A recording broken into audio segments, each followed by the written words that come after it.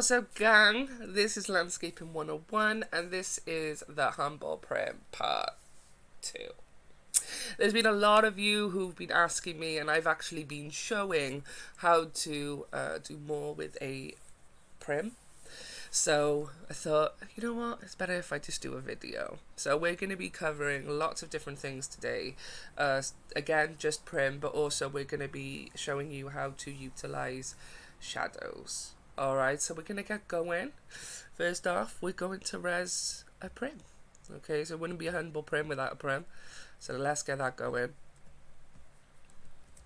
So first off, we are going to res a prim. Okay, so what were the particular menu we're going to be concentrating on today, guys, is object. Okay, now we are going to be going into texture later on, but just for now we're going to be concentrating on object. Now I've already gone over this before, but we'll go over it a little bit again. So these particular features here, locked, will lock that item in place, meaning that it cannot be moved. It does not matter how much I press edit, I cannot move it. It means also that it won't allow anyone else to move it, even if they have your particular rights. This is particularly helpful if you are utilizing gachas. So obviously you don't want anybody to steal them or take them, but also if you're doing a huge build for an event, and you know a lot of people have got your rights, so it's really useful to lock a build down when you've finished it. This really allows for no mistakes to happen, and I've had this happen where midway through an event somebody who had my rights accidentally sent the entire build back, and then you're scrambling really to kind of fix it for your client. So don't let it happen, learn from my mistakes, lock it down. One of the other things we also have, we're going to unlock it there. Okay, we also have physical, like I've said to you before in the Humble Prim Part 1. This allows you to move an object. This is really awesome if you have particular items such as teddy bears, balloons, anything that if you want your children or even just yourself to be able to kick it around or move it, it's really fun and it's really, really useful. Temporary, I've never actually known what temporary is for. So if any of you want to enlighten me, feel free. And then of course phantom means that you can walk through an object. And walking through an object is really imperative, especially if you're doing a small build. If you're doing dining tables, dining chairs, you know, food on there. If you've got a small space and you've got a lot of people come in, you don't want them bumping into each other or accidentally climbing onto furniture and things like that. So make it easier for yourself and for your client. Make things phantom. It does not hurt. The only thing you want to make sure that you don't make phantom is the floor or steps. Okay, so have a go at that, but especially if you're linking items together, be very careful with this feature. So if you've got doorways and you know you've got particularly tall people, like I have in our family in SL, you know, we're all exceptionally tall, making sure a doorway is phantom and things like that just really helps out in experience and makes it a little bit less irritating, shall we say. So we've got that. What we're going to be concentrating on today is this particular side of the object menu. Okay, so of course what we've got here is pretty much shapes. So I've resed out a box already. Now we know that with the magic wand we can res out a particular shape here, but of course if you've already resed out a box and you're building and you change your mind, you can go to this lovely little section here and this will change it. So for example, if I want a cylinder, it'll change it to a cylinder. If I want a prism, it'll change it to a prism. A sphere, a torus, which again is awesome. So imagine a bead, if you're making beads and things like that. So this allows, you know, so have a play around with this, but this is pretty awesome when it comes to allowing you to have different shapes and to build. And this is what people used to use back in the day. You know, this is exactly what they were using when they were building houses, furniture. This is exactly what they used to use. So we're going to go back to a normal box here. Okay. One thing we're also going to go over is path cutting, but for now I want to go into hollow for you guys. So one thing hollowing is really useful for when you have a build and you need to do a square or something like that. Usually people will link their prims together, so they'll form 4 links. This is awesome, but it allows for a extra prim, and it also can make it a little bit cumbersome. If you're not somebody who is well versed in making things straight, it can cause a bit of an issue. So one thing that we can do to alleviate that is hollow. So if I press hollow up for a second, you'll notice that the top of the prim is hollowing out. You can see there.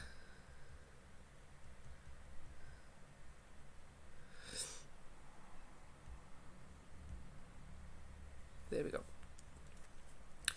And of course, we can decide how thick or how thin this is going to be. So I'm now going to turn it around.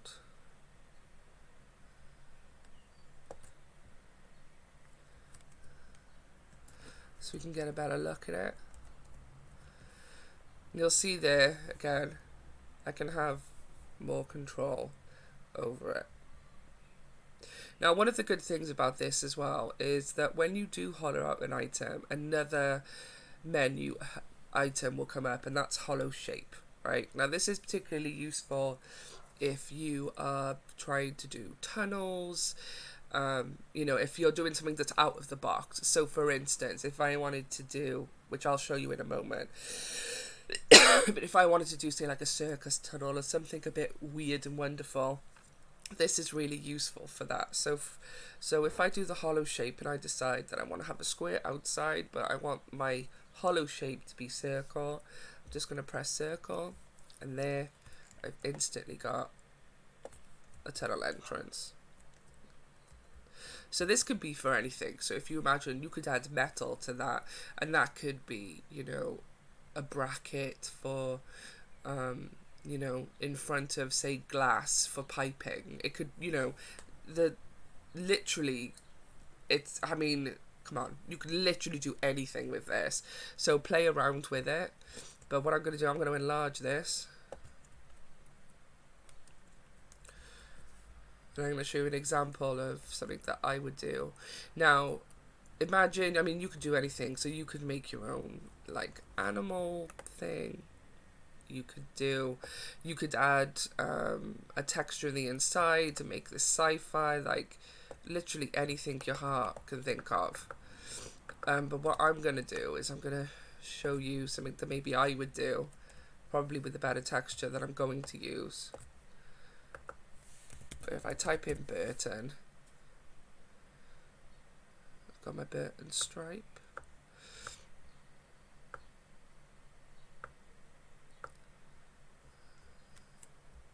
So I've got my Burton stripe there, but I want it to be a little bit, you know, I want it to move. So what I'm going to do here is I'm going to type in boy. I know I've got my scripts.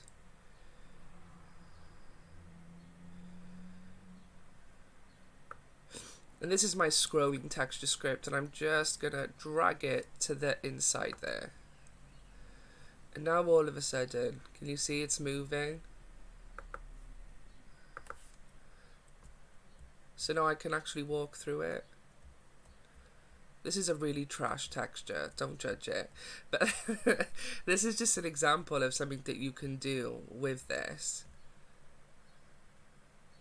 And of course you don't need to keep the texture the same, it could be something completely different. But this is just an example. If you want to, if you don't want to have the scrolling script on that particular part, what we can do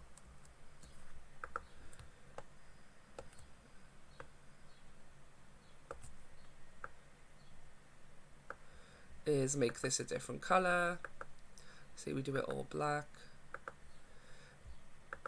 And then we can actually take out the texture, so we can delete it. So I've dragged a copy over. And then we've deleted it out.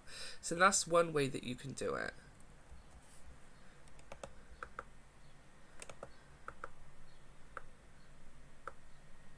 And again, this is just from using Prim. So one other thing that you can do here, using this menu, okay, so I'm just going to make that a bit larger, we can actually change the overall shape of this as well, so we can manipulate it. So for example, if we look at twist, it twists the bottom, we put it back. If we taper it, it tapers the top.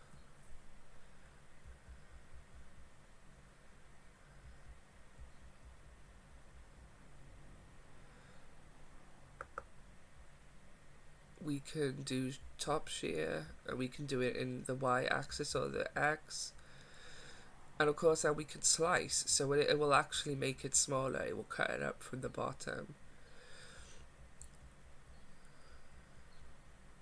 Now one of the other things you can do is a path cut. So if I res out that there, so we're going to hollow it out.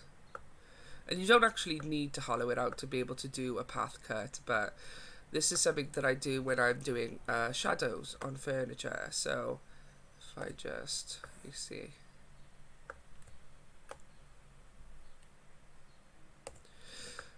So if I go to path cut here, you'll see that if I do the B, now it's cutting it. So when I'm doing shadows for furniture, when I'm making my furniture, especially if I've got furniture that goes up against a wall, so think about a wardrobe, you'll have a shadow on the back and you'll have a shadow directly underneath. Well, that's too prim right there. And I'm all about saving Prim. I could hear people laughing at me right now. But when it comes to me making furniture, when I make furniture, I want to save Prim. I don't really save a lot of Prim when I'm building. But when I'm trying to build furniture, I want to save as much Prim as I can. So I do this by exactly this method, okay? So I've got my path cut, and I'm going to turn this white.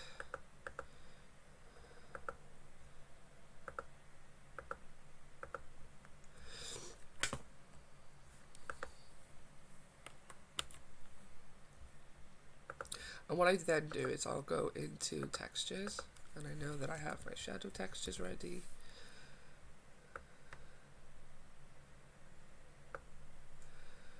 And then I'm going to go into square, okay, and I'm going to do one there. And if you'll notice, see, it's gone directly up and down. So what I'm now going to do is, because all of it is highlighted, I'm going to make all of it transparent, select face, and then just select the top there. Now I've got my shadow. But as you can see, the shadow's a bit overstretched. See, it cuts off and there's no natural fade out. So this is where we then go into texture, and we're going to start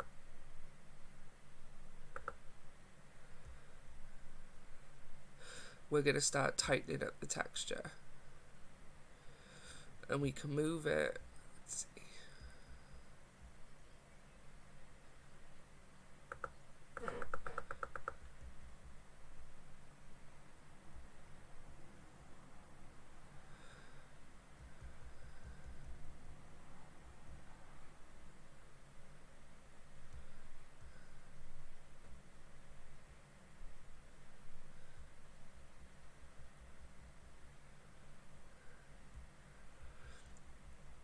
And we're just moving it around. There we go.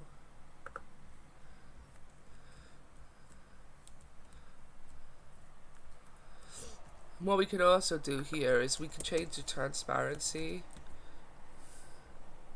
I should have done select face, hang on. Always make sure you're doing select face.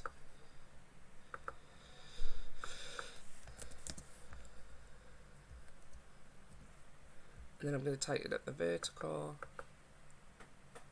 There we go. So now we actually have a shadow.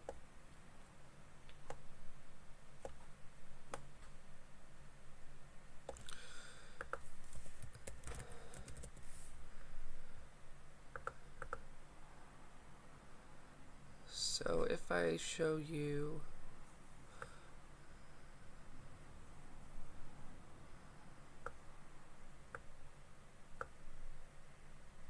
I'll show you a rustic radiator.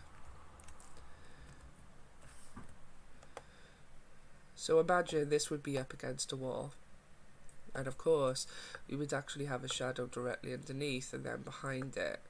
So with this, and just again, just a prim, and we've cut it out.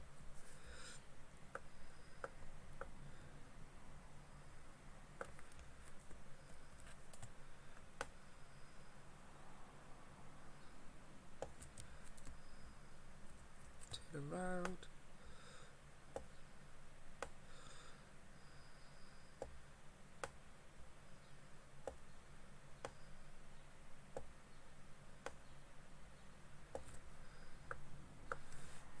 Again, remember, always select face.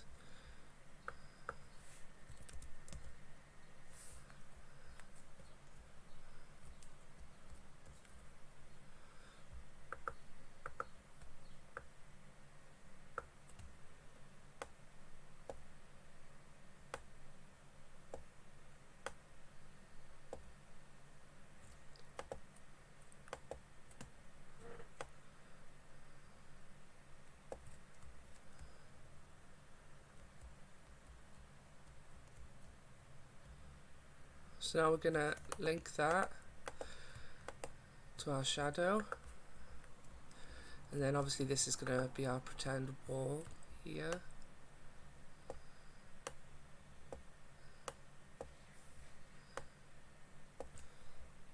We'll add, say, a brick texture, just because we're trying to be fancy.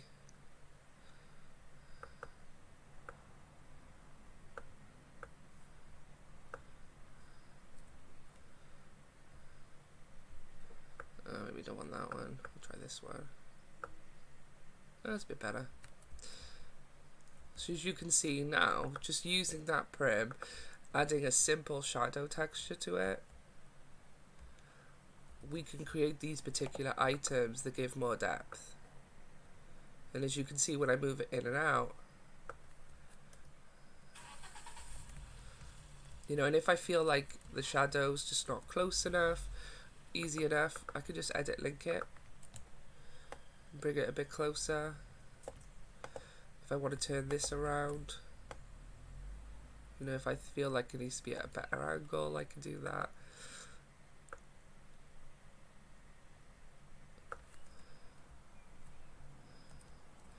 And it doesn't seem like it does very much, but when I unlink this, right,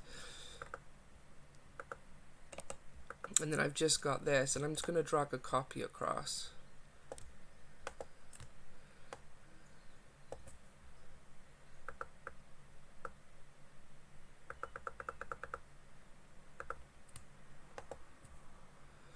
It doesn't seem like it does very much, but then when you don't have it, you'll see there's just not as much depth.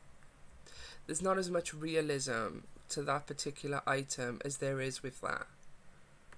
So these little things, literally a prim can be a lifesaver when it comes to particular stuff like this. And this doesn't just have to be if you're making things yourself. This can be if you've already bought particular items and they don't come with shadows. There's another thing that you can do with the shadow prim, and I'm going to show you guys right now, and that comes with regards to tunnels. So I'm going to do this over here.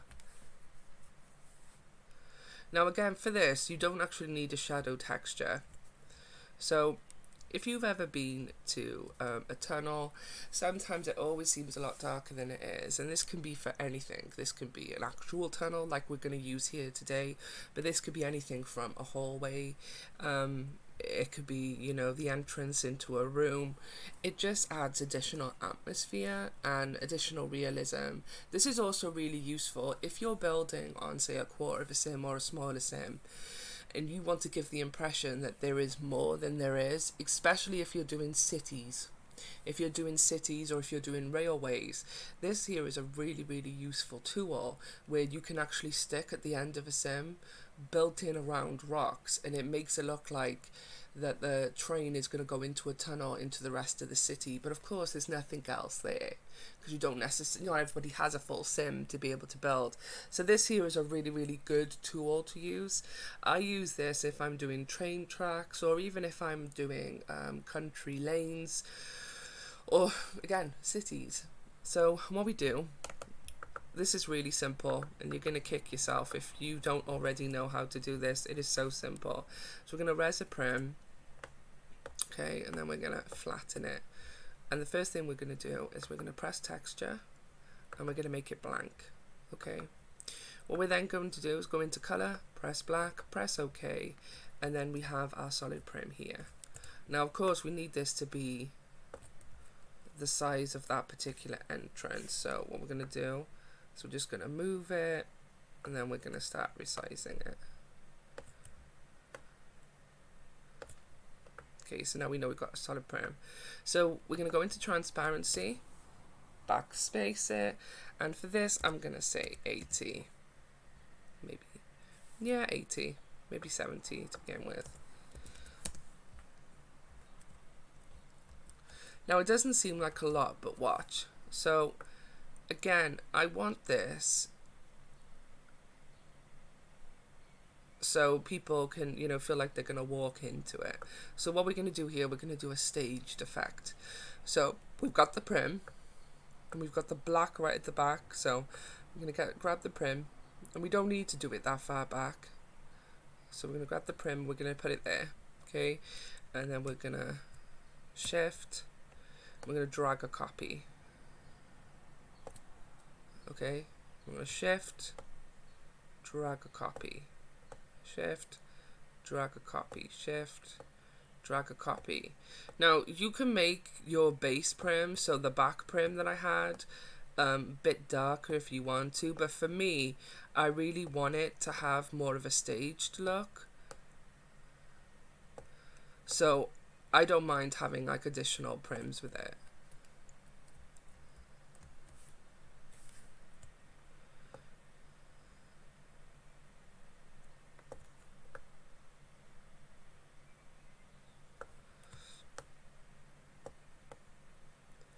So you can link all of these together if you want. So one way that I would do this is I would go over the top, I go into edit, and then I would say press an area and then drag so all of those are highlighted, and then link them. Now if you don't want to use as many prims as I have, you can just make the transparency less. A little bit less, so it's a little bit darker. You don't need that, but if I really want to have more of a staged look like this, then I will. As you've noticed here as well with this particular thing, it makes you walk up. So I'm going to edit this object, I'm going to make it phantom. But then this doesn't have to be phantom if you don't want it to be. Or what you can do is make the first couple phantom, and then have another prim at the back that doesn't allow for it. So if I show you what I mean. So I'm going to make these phantom, and then I'm going to make sure that there's another prim.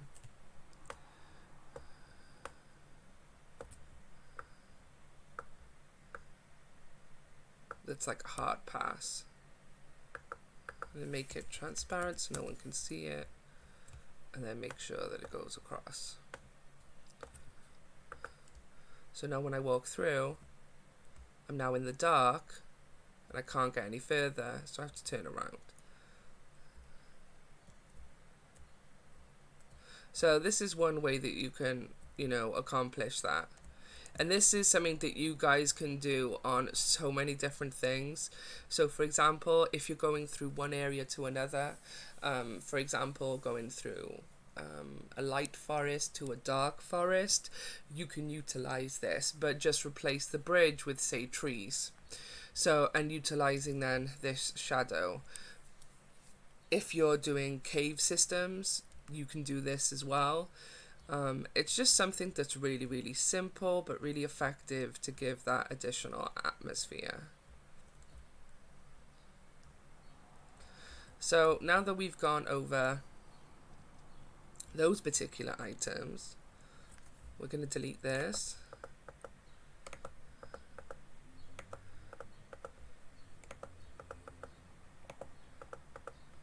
And now we're going to be concentrating on texture.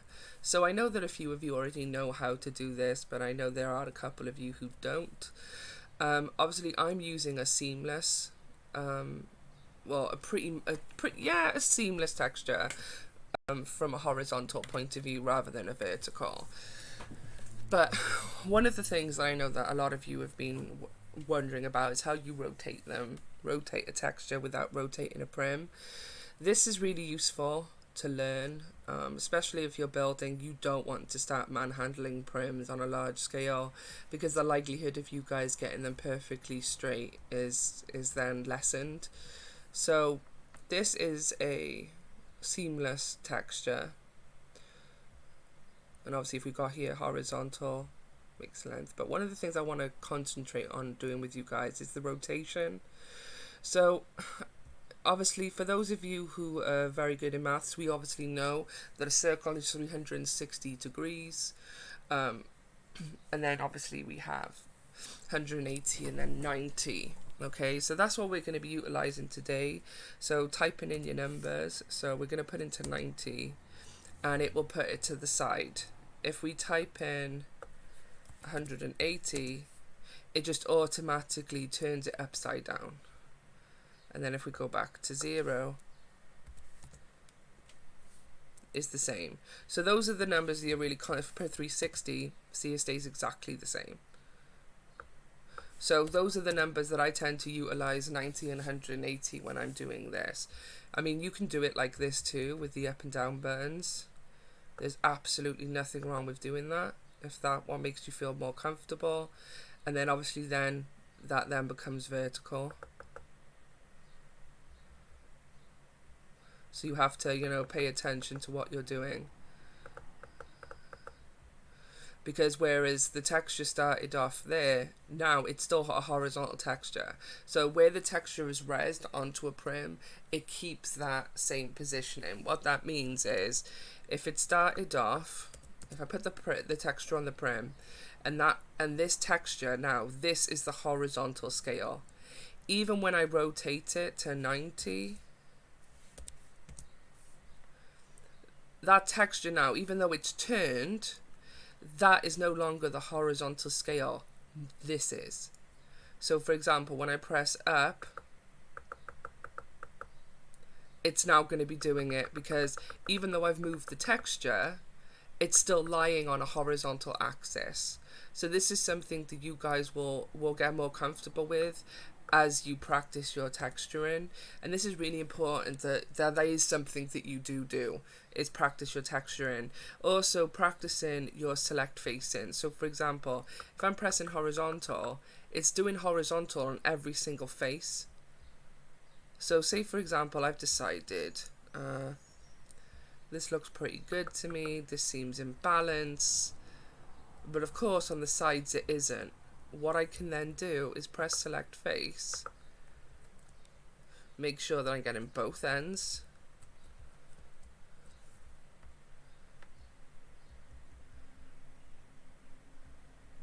and I'm stretching it out so it's more in proportion with the rest of the texture.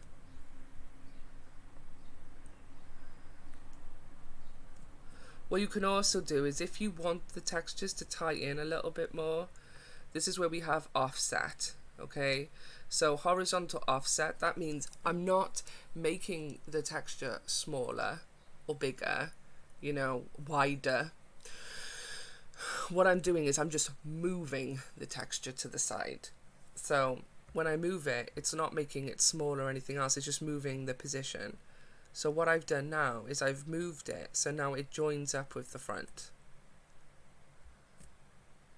But if you notice, it might not do that on that side. So I'm going to press that, press horizontal offset, And this doesn't always work, it doesn't always link up, but you can just do it there until it feels good. That feels pretty good to me. And this is a way that you guys can, again, elevate your builds in what you're doing. Textures are everything. And learning how to utilize textures in the right way and making sure that the textures are balanced. If a texture is off by even a little bit, it shows, and it can lessen the impact of your build. If it's oversized, if it's overstretched, it really will diminish the overall effect of your build. So I want you guys to really start practicing that and make sure that you're utilizing all of these different buttons. Practice makes perfect.